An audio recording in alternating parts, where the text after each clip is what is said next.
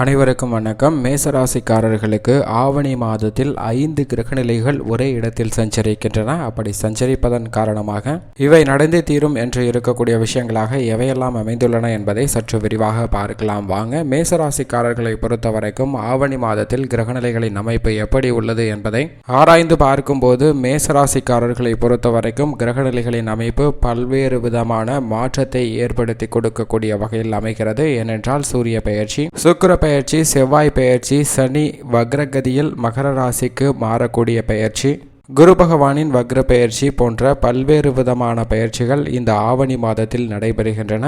இந்த ஆவணி மாதத்தில் அளவற்ற புண்ணியங்களை அள்ளித்தரக்கூடிய வகையில் கிரகநிலைகளின் அமைப்பு நல்லதொரு மாறுதலையும் மாற்றத்தையும் சந்திப்பதற்கான வாய்ப்பு மிக அபரிவிதமாக இருக்கிறது. இருந்தாலும் இந்த தருணத்தில் இந்த ஆவணி மாதத்தில் ஜென்ம ராசியில் சஞ்சரிக்கக்கூடிய குரு வக்ரகதியில் திரும்புவது நல்ல வரவேற்கத்தக்க ஒரு அமைப்பாக பார்க்கப்படுகிறது. ஆவணி 26ஆம் தேதி, அதாவது செப்டம்பர் 12ஆம் தேதி முதல் ஜென்ம ராசி சஞ்சரித்து வந்த குரு பகவான் வக்ரகதியில் திரும்புகிறார். இது மேசராசிக்காரர்களுக்கு நல்ல பலன் கொடுக்கக்கூடிய ஒரு அமைப்பாக பார்க்கப்படுகிறது. அது மட்டுமல்லாது அவருடன் இணைந்து ராகுவும் சஞ்சரிக்கிறார். 5ஆம் இடமாகிய பஞ்சமஸ்தானத்தில் 5 கிரக நிலைகள் மாதத்தின் துவக்கத்தில் சஞ்சரிக்கின்றன. சூரியன், புதன், சந்திரன், சுக்கிரன், செவ்வாய் ஆகிய 5 கிரக நிலைகள் துவக்கத்தில் சஞ்சரித்தாலும் பின்னர் அவை அனைத்தும் பிரிந்து செல்கின்றன. சுக்கிரன் வக்ரகதியில் கடகராசிக்கு 4ஆம் இடத்திற்கு செல்கிறாருங்க. சந்திரன் மாதத்தில் 2.5 தினங்கள் அஷ்டமஸ்தானத்திலும் பிற்பகுதியில் நல்ல ஒரு பலன் கொடுக்கக்கூடிய அமைப்பிலும் சஞ்சரிக்கிறார். சந்திரனை பொறுத்த வரைக்கும் நல்லதொரு மாற்றத்தை ஏற்படுத்த போகிறாருங்க. சூரியன், புதன் மட்டும் இணைந்து பஞ்சமஸ்தானத்தில் வீற்றிருக்கின்றனர். செவ்வாயும் 6ஆம் இடமாகிய ரூணரோக சத்ருஸ்தானத்திற்கு செல்கிறாருங்க. ஆவணி 2ஆம் தேதியிலிருந்து ரூணரோக சத்ருஸ்தானத்திற்கு செவ்வாய் செல்வது நல்ல வரவேற்கத்தக்க ஒரு அமைப்பாக பார்க்கப்படுகிறது. செவ்வாய் அதீத பலத்துடன் 6ஆம் இடத்தில் சஞ்சரிப்பது பல்வேறு விஷயங்கள்ல நன்மை பிறக்கக்கூடிய ஒரு அமைப்பாக பார்க்கப்படுகிறது. கேது 7ஆம் இடத்தில் வீற்றிருக்கிறார். சனி 10ஆம் இடமாகிய மகர ராசிக்கு வக்ரகதியில் செல்கிறாருங்க. இந்த மாறுதல் என்பது இவை அனைத்தும் நடந்தே தீரும் என்று உறுதிப்படுத்தக்கூடிய விஷயங்களாக எவையெல்லாம் அமைந்திருக்கிறது என்பதை சற்று விரிவாக பார்க்கலாம். குடும்பத்தை பொறுத்த வரைக்கும் வருமானம் ஒரே சீராக அமைவதற்கான வாய்ப்பு இந்த மாதம் முழுவதும் இருக்கிறது. சேமிப்பிற்கு சாத்தியம் இல்லை என்றாலும் கூட உடல் நலத்தில் ஏற்பட்ட சிறு சிறு தொல்லைகள் சற்று நிம்மதி கொடுக்கக்கூடிய வகையில் மாறப்போகிறது. இருந்தாலும் குடும்பத்தில் மூத்தவர்களின் உடல்நிலையில் சற்று விழிப்புணர்வுடன் இருக்க வேண்டும். ராகுவால் ஏற்படக்கூடிய தோஷங்கள் குரு பகவான் போக்கி வந்தாருங்க. எனவே உடல் நலன்ல நல்ல திருப்திகரமான முன்னேற்றம் நிச்சயமாக கிடைக்க இருக்கிறது.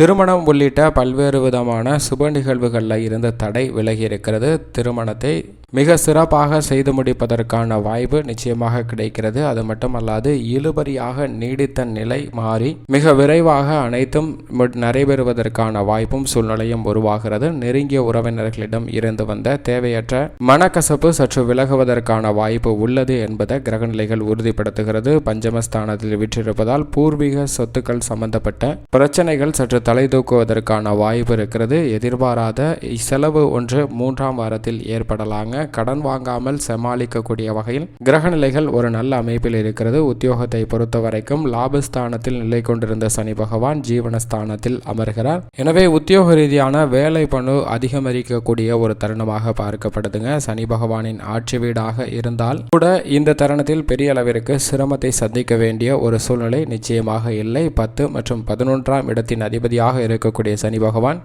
11ஆம் இடத்தில் இருந்து வக்ரகதியில் 10ஆம் இடத்திற்கு மாறுவது நல்ல பலன் கொடுக்கக்கூடிய ஒரு அமைப்பாக தான் பார்க்கப்படுகிறது. புதிய முயற்சிகளில் நிதானமும் பொறுமையும் மிக முக்கியமாக தேவைப்படுகிறது. மனதிற்கு திருப்தி அளிக்கக்கூடிய வகையில் உத்தியோகத்தில் நல்ல பலன்கள் இல்லை என்றாலும் தேவையில்லாத அதிரடியான சிரமத்தை சந்திக்க வேண்டிய ஒரு சூழ்நிலை இல்லை என்பதை சனி பகவான் தெளிவாக எடுத்து காட்டுகிறாருங்க. தொழில்துறை, வியாபாரத்துறையை பொறுத்த வரைக்கும் மொத்த மற்றும் சில்லறை விற்பனை செய்பவர்களுக்கு சின்ன சின்ன சிரமங்கள் இருப்பதற்கான வாய்ப்பு இந்த ஆவணி மாதத்தில் உள்ளது. கடுமையாக போட்டிகள் இருக்கக்கூடிய ஒரு சூழ்நிலையாகவும் பார்க்கப்படுகிறது. இருப்பினும் லாபத்தை தக்க வைத்துக் கொள்வதற்காக நல்ல பலன்கள் கிடைக்க போகுதுங்க. லாபத்தை தக்க வைத்துக் கொள்ளக்கூடிய வகையில் கடினமாக உழைத்தாலும் கூட அதற்கு ஏற்ற நல்ல பலன் நிச்சயமாக கிடைக்கக்கூடிய ஒரு தருணமாக பார்க்கப்படுகிறது. நாம் செய்யும் விஷயங்கள்ல அதீத கவனத்துடன் இருந்தாலே போதும். நமக்கு ஏற்படக்கூடிய துன்பங்கள் அனைத்தும் மறைந்து நல்ல பலன் கிடைப்பதற்கான வாய்ப்பு இருக்கிறது என்பதை கிரக கிரகநிலைகள் தொழில்துறை வியாபாரத்துறையில் உறுதிப்படுத்துகின்றன.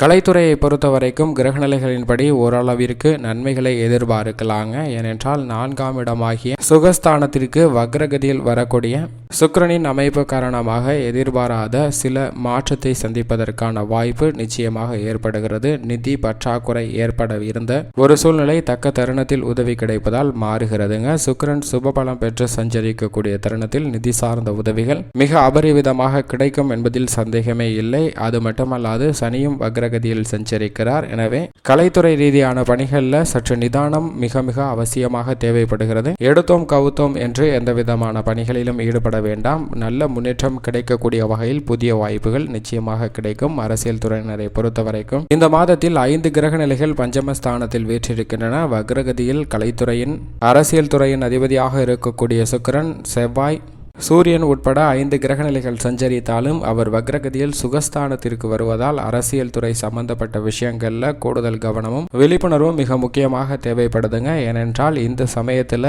யாரை நம்பினாலும் சில ஏமாற்றத்தை சந்திப்பதற்கான வாய்ப்பு உள்ளது என்பதை உணர்ந்து அதற்கு ஏற்றாற்போல் உங்களுடைய செயல்பாடுகளை மாற்றுங்க. நிச்சயமாக நல்ல பலன் கிடைப்பதற்கான வாய்ப்பு உள்ளது என்பதை கிரகநிலைகள் உறுதிப்படுத்துகின்றன. அது மட்டுமல்லாது மிக முக்கியமான சுக்கிரன், குரு, சனி ஆகிய கிரகநிலைகள் வக்ரகதியில் செல்வதால் உங்களுடைய வார்த்தைகளில் மிக மிக கவனம் முக்கியமாக தேவைப்படுதுங்க. தேவையில்லாத கருத்து மோதல்களை சந்திப்பதற்கான வாய்ப்பு உள்ளது. எனவே விழிப்புணர்வுடன் செயல்பட வேண்டிய தருணமாக மேசராசிக்காரர் அரசியல் துறையில் இருப்பவர்களுக்கு அமைகிறது. மாணவ மாணவியரை பொறுத்தவரைக்கும் மிக சாதாரணமாக கல்வியில் முன்னேற்றம் நீடிக்கக்கூடிய ஒரு தருணமாக தான் பார்க்கப்படுகிறது. கல்விக்கு அதிபதியும் வித்யாகாரமாக இருக்கக்கூடிய புதன் சிறப்பாக சஞ்சரிக்கிறார். எனவே சோர்வுகள் அனைத்தும் நீங்கி மாணவர்கள் படிப்பில் நல்ல கவனம் செலுத்துவதற்கான வாய்ப்பு உருவாகிறது.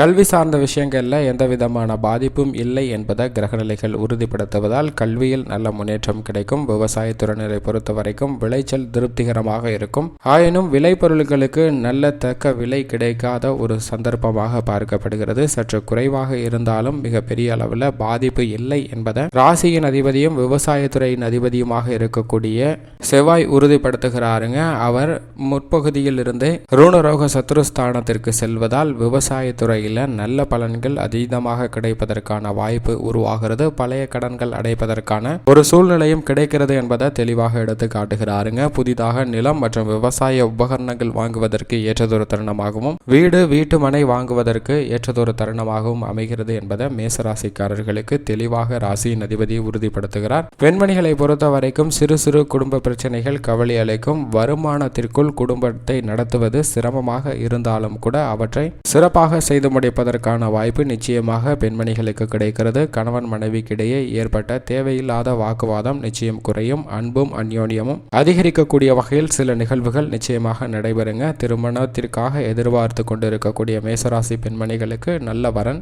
அமைவதற்கான சாத்தியக்கூறுகள் உள்ளது. மேலும் இந்த மாதத்தை மிக சிறந்த மகிழ்ச்சிகரமான மாதமாக மாற்றிக்கொள்ள வேண்டும் என்றால் வாரத்தில் செவ்வாய்க்கிழமை விரதம் இருந்து அருகாமையில் உள்ள முருகப்பெருமாள் ஆலயம் சென்று வழிபாடு செய்யுங்கள். நிச்சயம் நல்ல பலன் கிடைக்கும்.